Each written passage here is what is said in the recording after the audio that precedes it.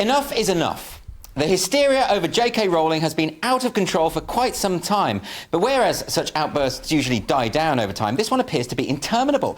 So on Thursday, the New York Times published a piece by Pamela Paul called In Defence of J.K. Rowling. This was one of those rare attempts by the publication to dial down the hysteria, to point out what Rowling has actually said, as opposed to what armies of online activists have collectively imagined that she has said.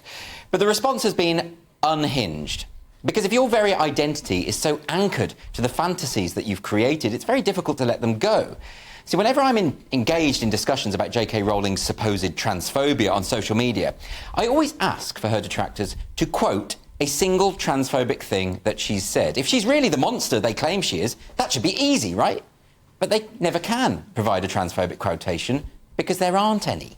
What they'll do instead is post a link to a video by an influencer who's committed to a bad faith interpretation of her words, or who will claim the power to guess her secret thoughts. Either that, or they'll change the definition of transphobia entirely so they can justify the smear. Take a look at this post by a writer for the Huffington Post. He says, let's make this really simple and clear.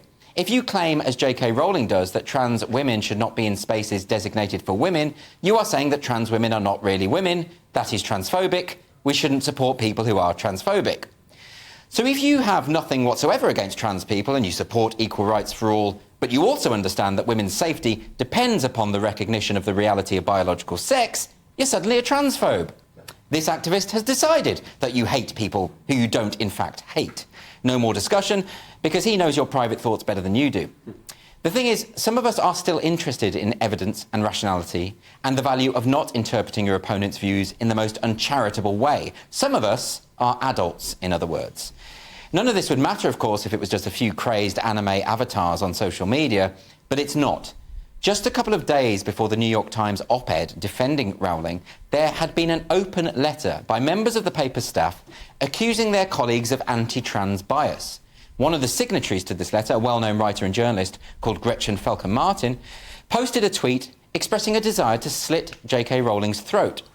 And of course, Rowling continues to receive endless death and rape threats on a daily basis from people who claim to be on the right side of history. Well, if they're right, the future looks pretty grim. And then the Human Rights Campaign, an LGBTQ+ civil rights body based in Washington, D.C., with over 800,000 followers on Twitter, posted a thread which made the following extraordinary claims.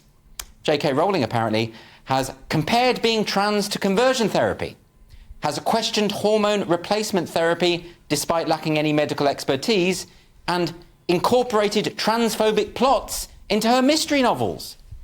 But this is what she has actually said about conversion therapy. She said, many, myself included, believe we are watching a new kind of conversion therapy for young gay people who are being set on a lifelong path of medicalisation that may result in the loss of their fertility and or full sexual function. Now, what does she mean by this? Well, as Hannah Barnes' new book has revealed, between 80 to 90% of adolescents who were referred to the Tavistock Paediatric Gender Clinic were same-sex attracted. There is a strong correlation between gender nonconformity in youth and being gay in adult life. Members of the staff at the Tavistock itself joked that soon there would be no gay people left. And whistleblowers revealed that homophobia was endemic. J.K. Rowling is not in any way comparing being trans to conversion therapy. She is saying that young gay people are at risk of being transitioned to better accord with society's heterosexual expectations. She isn't, in fact, talking about trans people at all. Here's what she actually thinks about trans people. I respect every trans person's right to live any way that feels authentic and comfortable to them. I'd march with you if you were discriminated against on the basis of being trans. She's also said, of course trans rights are human rights, and of course trans lives matter. And I believe the majority of trans-identified people not only pose zero threat to others, but are vulnerable for all the reasons I've outlined. Trans people need and deserve protection. Wow, what a hateful transphobe. And what about the HRC's claim that Rowling has questioned hormone replacement therapy despite lacking medical expertise? Well, I presume they're talking about her concerns about puberty blockers. Now, the Cass review into the treatment of children with gender dysphoria emphasised that there is a lack of evidence to justify the use of these drugs, which are almost always a precursor to cross-sex hormones. Expert studies are finding more and more evidence of potential health risks of puberty blockers, So if it's Rowling's lack of medical expertise that disqualifies her from commenting on them, don't worry, because there are plenty of experts available who are reaching the same conclusions. And then there's the claim that Rowling has incorporated transphobic plots into her mystery novels. Well, this isn't true in the least. When her book Troubled Blood came out in 2020, written under the name of Robert Galbraith, a review in The Telegraph happened to say that the killer, at one point, disguises himself in a woman's coat. Cue the predictable outcry. The Pink News ran with, J.K. Rowling's latest book is about a murderous cis man who dresses as a woman to kill his victims. Except it wasn't at all. Top tip for literary critics, always read the book before attempting to criticise it, because that will prevent you from looking like an idiot. Next on the thread of lies by the Human Rights Campaign, we had this. In 2019, Rowling defended a researcher who was fired for being transphobic. The end result? A court agreed, and the researcher was not reinstated. Except that wasn't the end result at all. This is a reference to the case of Maya Forster, a tax expert who sued her employer for discrimination. In June 2021, the decision of the tribunal in the Forster case was overturned by the High Court, with the judge ruling that her views were protected in law by the Equality Act. Forster wasn't being transphobic at all. She was expressing the legally protected belief that biological sex is real. So not only has the HRC got its tweet entirely backwards, it's also repeated a libelous claim against Forster. And you would think a human rights organisation might want to get this kind of thing right. Well, they've deleted that tweet now, so that's OK, isn't it? But let's move on to the HRC's next tweet. This one is just as libelous, and it hasn't been deleted. This says, Rowling upped her transphobia to new levels in 2020 by publishing a manifesto defending her transphobic beliefs and disparaging the community. Yeah, that didn't happen. What actually happened is that Rowling was being bombarded with rape and death threats for liking a tweet by a gender-critical feminist, and so she wrote a measured and compassionate statement on her website to outline her actual views. She reiterated her support for the rights of trans people and calmly explained that her experiences of domestic abuse had made it clear to her that feminists were right to raise concerns about the threat to single-sex spaces that may result from gender self-identification. Not a transphobic manifesto at all, just sensible and liberal reflections on the importance of safeguarding. Recent revelations of male prisoners being housed in female prisons have, of course, vindicated that point of view.